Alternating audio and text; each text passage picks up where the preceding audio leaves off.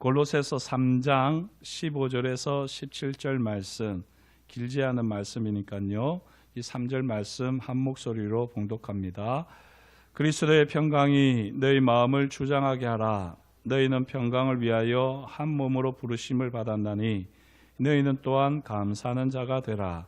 그리스도의 말씀이 너희 속에 풍성히 거하여 모든 지혜로 피차 가르치며 권면하고 시와 찬송과 신령한 노래를 부르며 감사하는 마음으로 하나님을 찬양하고 또 무엇을 하든지 말에나 일에나 다 주 예수의 이름으로 하고 그를 힘입어 하나님 아버지께 감사하라. 아멘. 이 말씀을 중심으로 해서 바울의 감사를 우리가 함께 살펴보도록 하겠습니다. 아브라함의 감사는 어떤 감사였습니까? 사랑하지만 아끼지 않는 헌신의 감사였습니다. 그리고 다윗의 감사는 어떤 감사였지요? 부끄러운 삶의 궤적을 부끄러운 삶의 궤적을 끝까지 끌어안는 겸손의 감사였습니다. 그리고 다니엘은요, 뜻을 정하여 믿음으로 드리는 기적의 감사였습니다. 그리고 베드로는 모든 것을 다 아시는 주님께 드리는 침묵의 감사였습니다. 그리고 이제 오늘 바울이 등장하는데요, 바울의 감사를 한 줄로 요약하면요, 예수 그리스도를 힘입어 하나님 아버지께 드리는 무조건 감사입니다. 이렇게 바울을 우리가 오늘 함께 살펴보겠습니다. 감사가 들어가는 구절이 성경에 몇 구절이 있다고 했습니까? 188구절이 있습니다. 이 중에요, 구약은 126구절, 그리고 신약은 62구절입니다. 이 62구절 중에서 바울이 쓴 편지에 들어가 있는 이 감사라고 들어가 있는 절이 49절입니다. 많지요? 62구절 중에 49절이 바울이 쓴 편지에 들어가 있습니다. 퍼센티지로 따져보니까요, 신약의 79%를 바울이 감사를 했습니다. 신약의 인물 중에서 가장 감사를 많이 한 분이 누구라고요? 사도 바울이라는 것입니다. 그도 그럴 것이 바울만큼 하나님의 은혜를 많이 경험한 분은 없다고 해도 과언이 아니겠지요. 어제 제가 신약에서 가장 감사해야 하는 분이 저는 베드로라고 말씀을 드렸습니다. 제 말씀에 동의하지 않는 분은 아마 모르긴 해도 바울을 떠올렸을 겁니다. 바울과 베드로 중 누가 더 주님께 감사해야 하느냐, 이거는요, 사실은 어떻게 보면 아주 중요하면서도 엄청난 신학적 논의가 필요합니다. 해석하기에 따라 또 그 삶의 자리를 충분히 또 묵상하기에 따라서 바울이 될 수도 있을 테고 베드로가 될 수 있을 텐데요, 제가 볼 때는 바울보다는 베드로가 훨씬 더 하나님 앞에, 주님 앞에 감사해야 되는 것이 맞다고 생각합니다. 그러나 또 바울이라고 여기셔도 뭐 틀린 건 아닌 것 같아요. 분명한 사실은 베드로는 실제로 한 번도 감사를 언급하지 않았습니다. 반대로 바울은 항상 감사를 하나님 앞에 드렸다 하는 사실을 우리가 기억해야겠습니다. 바울은 스데반이 죽을 때 그 자리를 지키면서 스데반을 죽이는 것을, 돌로 쳐 죽이는 것이 당연하다고 여겼던 인물입니다. 바울은요, 주님의 몸인 초대교회가 시작될 때에 이 하나님을 위한 열심으로 착각을 하면서 교회를 핍박했습니다. 물론 바울은 잘 알지 못하고 행한 잘못이었지요. 하지만 잘 모르고 했다고 핑계대기에는 너무나도 잔혹한 핍박의 주동자였습니다. 그래서 바울은 예수님을 알고 난 후에 세월이 지날수록, 주님을 더 깊이 알아갈수록 주님에 대한 스스로의 평가가 점점 더 혹독해졌습니다. 바울이 자신을 어떻게 소개하는지 이 바울의 서신들을 보면 잘 알 수 있는데요, 이 바울이 성숙하고 신앙이 깊어질수록 그리스도인들은 어떻게 자기를 이해해야 하는지 바울이 우리에게 본을 보여주었습니다. 바울은요, 회심하기 전 자기를 어떻게 생각했느냐, 갈라디아서 1장 13절 14절을 보면 율법적으로 완벽한 자고 또 종교적으로 그 누구에게도 부끄럽지 않는 열심 있는 자다라고 스스로 여겼습니다. 율법적으로 완벽하고 종교적으로도 최고의 열심을 가진 자다라고 스스로 자랑으로 여겼던 인물입니다. 하지만 예수님, 부활의 주님을 실제로 경험한 직후에 그는 고린도전서 15장 8절 9절에 이렇게 표현하는데요. 맨 나중에 만삭되지 못하여 난 자, 7삭둥이, 8삭둥이 이렇다는 거지요. 또 사도 중에 가장 작은 자, 사도라 칭함받기를 감당하지 못할 자라고 자기를 소개합니다. 그래도 자기가 누구라는 겁니까? 자기가 누구라는 거죠? 사도라는 겁니다. 예. 이렇게 바울이 자기를 낮추는 듯 하지만요, 그래도 자기가 태어났고, 그리고 자기가 작은 자이기는 하지만 또 감당하지 못할 자지만 그래도 자기가 사도라는 거예요. 그런데요, 시간이 더 지나면서 에베소서 3장 8절을 보면 그는 자신을 모든 성도 중에 지극히 작은 자보다 더 작은 나라고 고백을 합니다. 자기가 그래도 사도라고 여겼는데 이제는 성도 중에서도 가장 작은 성도라는 겁니다. 그래도 뭐죠? 자기가 성도라는 겁니다. 성도 맞습니까? 우리는 신앙생활 한다고 다 성도는 안 됩니다. 성도는 말 그대로 거룩한 무리입니다. 거룩한 무리. 하나님의 말씀대로 살고 거룩의 능력이 나타나고 거룩의 감동이 나타나야지 성도라 할 수 있습니다. 과연 우리는 입으로는 성도라, 서로 성도라고 하는데요, 이 성도를 우리가 살아가고 있는지 스스로 생각해 보셔야지 됩니다. 장로, 목사, 안수집사, 권사, 집사, 이보다 더 영광스러운 우리에게 주신 이름이 성도입니다. 성도. 우리는 성도를 너무 쉽게 생각하지만요, 가톨릭은 또 성도를 너무 귀하게 여겨가지고 성인이라고 그러잖아요. 세인트. 똑같은 세인트인데 그들은 특별한 사람들이라고 너무 우상화하는 것이 문제고, 우리는 성도를 너무 보편화하는, 일반화하는 것도 문제입니다. 그리스도인이라고 해서 다 성도라고 물론 진짜 그리스도인이면 다 성도가 맞지만 교회 다닌다고 해서 성도는 아닌 것입니다. 그런데 어쨌든 바울은 이렇게 자기가 성도 중에 가장 작은 자다라고 고백을 했습니다. 그런데 생애 말년에 디모데전서 1장 15절 16절에 보면 죄인 중에 내가 괴수다 이렇게 이제 고백을 합니다. 죄인이라는 거죠. 성도라고 불리는 것, 성도 중에 가장 작은 자라고 했던 것도 생각해 보니까 너무나도 부끄러운 일이라는 겁니다.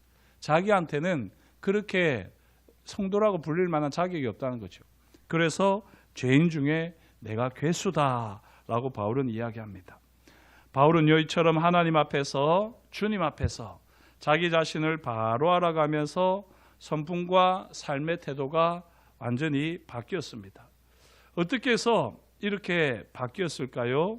이를 단적으로 보여주는 것이요, 바로 오늘의 말씀입니다.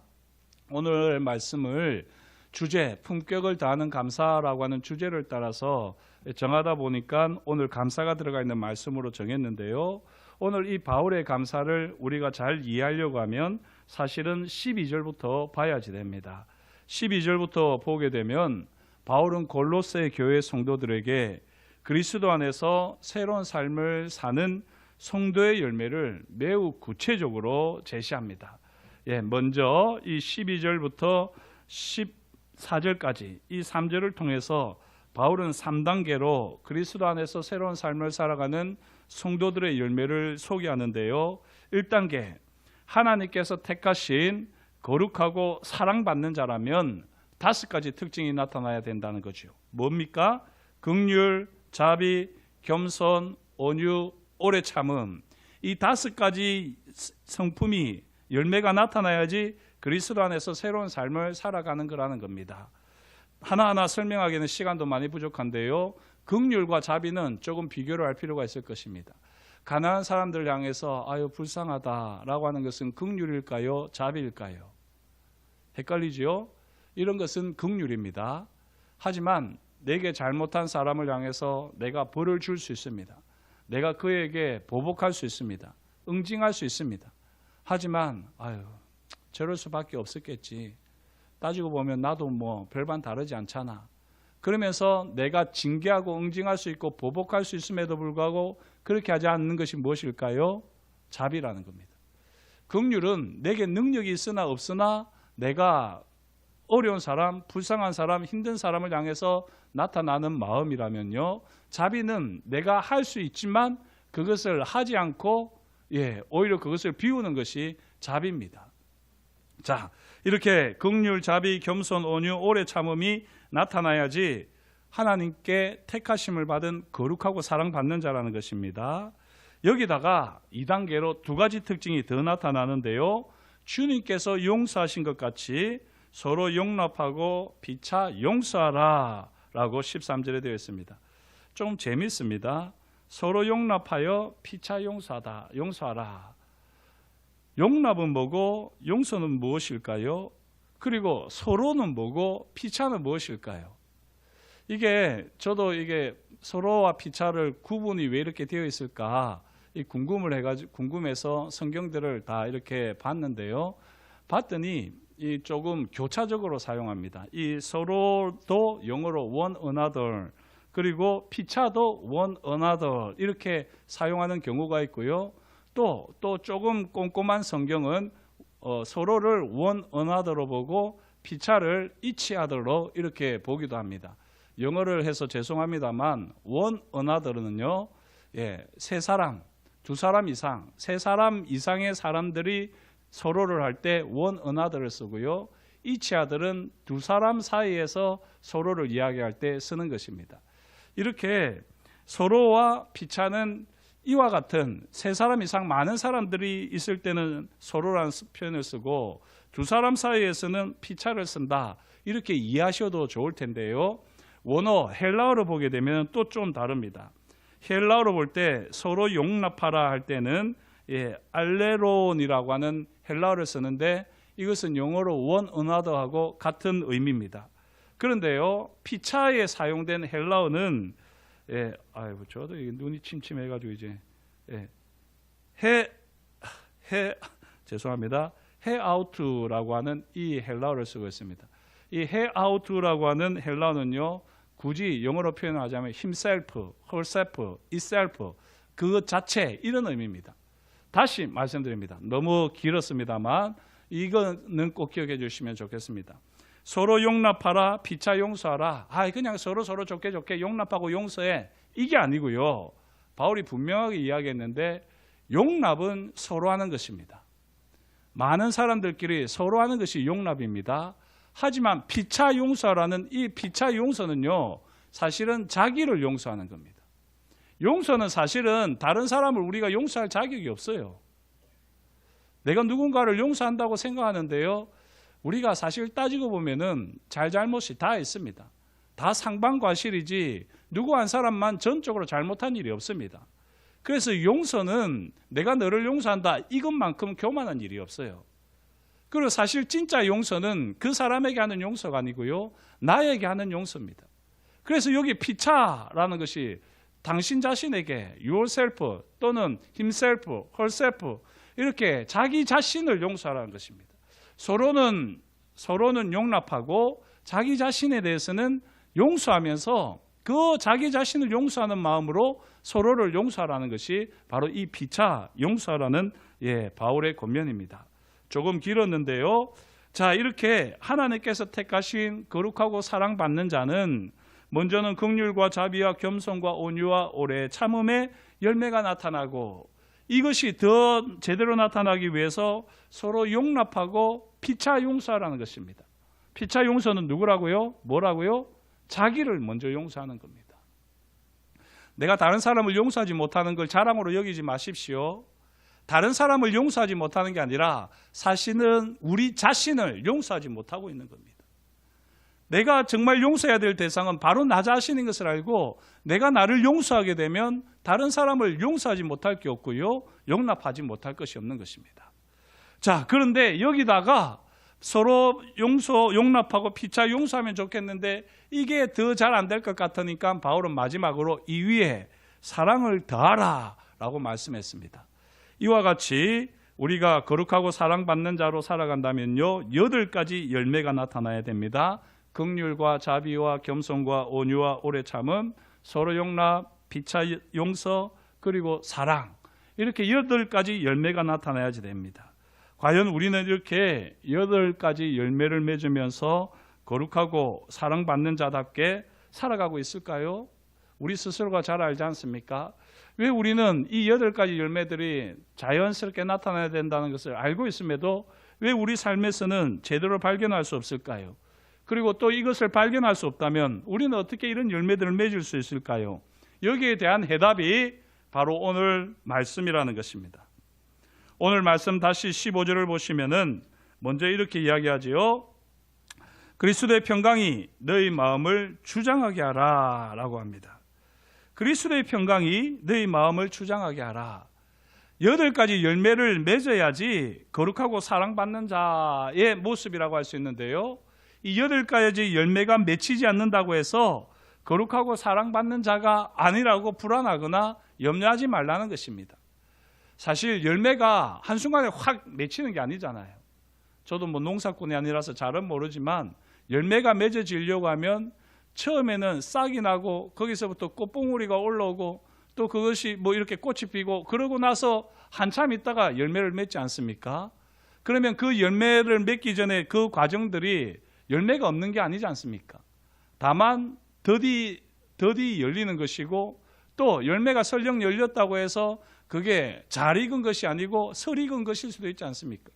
이렇게 열매로 나타나기까지는 우리가 모두가 감사하고 기뻐하는 열매로 나타나기까지는 오랜 시간들이 필요한 것입니다. 그런 거로 이 8가지 열매들이 당장에 내게 나타나지 않는다고 해서 내가 거룩하고 사랑받는 자답지 못하다, 나는 거룩하고 사랑받는 자가 아니다 라고 판단을 내릴 것이 아니라요, 자연스럽게 나타나기까지 그리스도의 평강으로 너의 마음을 주장하라 라고 바울은 권면을 하는 것입니다. 이 8가지 열매들은 자연스럽게 나타나는 거지 억지로 드러내는 것이 아닙니다. 내가 해야지 해가지고 이게 되는 게 아닙니다. 그냥 정말 자연스럽게 나타나야지 되는 것입니다. 그리고 이런 것이 나타나지 않는다고 해서 아까 말씀드린 대로 거룩하고 사랑받는 자가 아니라는 절대 기준도 아닙니다. 설 익었다고 문제가 되지 않고요, 계속해서 익어가고 있기 때문에 결코 문제는 아닙니다. 8가지 열매들은 잘 익었다라고 하는 기준은 되죠. 이런 8가지 성품들이 나타나시는 분들은 참 신앙생활을 잘 하셨고 존경받으실 만하고 칭찬받을 만하시다, 그런 기준은 됩니다. 하지만 이 8가지가 잘 익었다고 판단하는 조건은 아닙니다. 이 말씀이 좀 애매한데 기준은 되지만 이 잘 익는 조건은 아닌 것입니다. 그렇다면 이 8가지 성품 열매들이 잘 익을 수 있는 방법, 조건이 무엇일까요? 그게 바로 바울이 지금 이야기하는 건데, 8가지 열매들이 잘 익기 위해서 그리스도의 평강이 우리 마음을 주장하게 해야지 되는 겁니다. 이 그리스도의 평강이 우리 마음을 주장하게 하는 그 방법이 뭐냐? 바울이 뭐라고 하느냐? 감사하는 자가 되라 라고 말을 하는 거지요. 8가지 성품들이 자연스럽게 나타나려고 하면요, 감사하는 자가 되어야 합니다. 그러면 우리가 어떻게 해야지 감사하는 자가 될 수 있겠습니까? 바울은 구체적으로 이야기하는데요, 16절, 그리스도의 말씀이 너희 속에 풍성히 가하여 되어 있습니다. 그리스도의 말씀이 풍성히 가할 때에 우리는 감사하는 자가 될 수 있습니다. 내가 감사해야지 내가 감사합니다 이래가지고 감사가 아니잖아요. 그거는 절대 품격 있는 감사가 아닙니다. 품격을 다하는 감사가 아닙니다. 품격을 다하는 감사는 그리스도의 말씀이 풍성히 거해야 하는 겁니다. 그리고 그리스도의 말씀을 피차 가르치고 권면하는 것입니다. 여기 피차가 뭐라고 했지요? 피차는 너를 향해서 가르치는 것입니까? 자기를 향해서 가르치는 것입니까? 자기를 향해서 가르치는 겁니다. 그리스도의 말씀이 풍성히 거하는 가운데에 그리스도의 말씀이 나를 가르치고, 그렇게 나를 가르친 그리스도의 말씀의 은혜를 가지고 서로 나눌 때에 피차가 가르치고 권면하는 것입니다. 그리고 그때 시와 찬미와 신령한 노래를 부르게 되는 것, 이게 바울이 말하는 감사라고 하는 것입니다. 이렇게 해도 그리스도의 말씀이 내게 풍성히 가고 그 그리스도의 말씀으로 피차 가르치고 권면하면서 시와 찬미와 신령한 노래를 부르는데도 불구하고 내게서 감사가 꿈틀거리지 않는다. 그렇다면 바울은 마지막 결정적으로 무엇이라고 말을 하느냐? 17절에 무엇을 하든지 말에나 일에나 다 주 예수의 이름으로 하고 주 예수의 이름을 힘입어 하나님 아버지께 감사하라 라고 권면합니다. 바울의 이 권면을 한마디로 이야기하면요, 무조건 예수님 때문에 하나님 아버지께 감사하라, 바울은 말하고 권면하고 있습니다. 그리스도의 말씀이 우리 가운데 충만하게 되면요, 우리는 감사하지 않을 수 없습니다. 우리 주님께서 우리를 위해서 십자가에서 돌아가셨다는데 이게 충만한 말씀으로 내게 역사하면은 어떻게 감사하지 않을 수 있겠습니까? 하나님 아버지께서 창세전에 우리를 택하여 주셨다는데 오늘 지금 나의 부족한 모습, 연약한 모습, 부끄러운 모습 이런 것과 상관없이 창세전에 우리를 이 땅에 태어나게 하시고요, 그리고 우리를 선택하셔서 우리를 영화롭게 하시겠다고 하나님이 마음을 먹으셨다는데 이걸 아는데 우리가 어떻게 감사하지 않을 수 있겠습니까? 예수 그리스도께서 십자가에서 죽으신 은혜, 또 하나님을 우리가 아바 아버지라 부르면서 우리를 자녀 삼아주신 이 은혜, 이것들만 우리가 바로 알고 있다고 한다면 무조건 감사인 겁니다. 할렐루야. 무조건 감사입니다. 무조건 감사. 감사하지 않을 이유가 없고요, 감사하지 않을 핑계거리가 아무것도 없는 것입니다. 우리는 무조건 감사할 수 있습니다. 이전에 내가 어떤 사람이었는지, 지금 어떤 사람으로 살아가고 있는지, 결국은 어떤 사람으로 하나님 아버지 앞에 설 것인지를 우리가 말씀을 통해서 헤아려 보면 우리는 무조건 감사할 수 있습니다. 예수님의 십자가 은혜 때문에 우리는 무조건 감사할 수 있습니다. 하나님이 우리의 아버지이시기 때문에 우리는 무조건 감사할 수 있습니다. 로마서 8장 32절, 자기 아들을 아끼지 아니하시고 우리 모든 사람을 위하여 내주신 이가 어찌 그 아들과 함께 모든 것을 우리에게 주시지 아니하겠느냐. 이 말씀 하나 때문에라도 우리는 무조건 감사할 수 있습니다. 하나님께서 우리를 거룩하고 사랑받는 자로 택하셨습니다. 그리고 충만한 말씀으로 성령의 강력한 역사를 통하여서 이 모든 것을 깨닫게 하십니다. 저와 여러분들은 무조건 감사할 수 있습니다. 저를 따라서 한번 해주시겠습니까? 무조건 예수님 때문에 하나님 아버지께 감사하라. 아멘. 예, 기도하시겠습니다. 하나님 아버지, 오늘도 주님께서 우리에게 말씀하여 주시고 이 말씀을 따라 우리가 감사하는 자가 되게 하시니 참으로 감사합니다. 하나님 아버지, 우리는 살아가면서 너무나도 세상 일에 함몰되어서 감사를 잊어버리고 놓쳐버리고 또 불평과 원망이 자연스럽게 나옵니다. 그럴 때마다 다시 한번 예수 그리스도의 십자가를 생각하게 하시고 고개를 들어 하늘에 계신 하나님 아버지를 바라보게 하시며 성령께서 나를 거룩하고 사랑받는 자로 선택하시고 부르시고 역사하시는 것을 우리가 다시 한번 생각하며 헤아리며 하나님 앞에 무조건 감사하는 하나님의 사람들 되게 하여 주옵소서. 그렇게 우리를 통하여 영광 받아주시니 감사드려오며 예수님의 이름으로 기도드립니다. 아멘.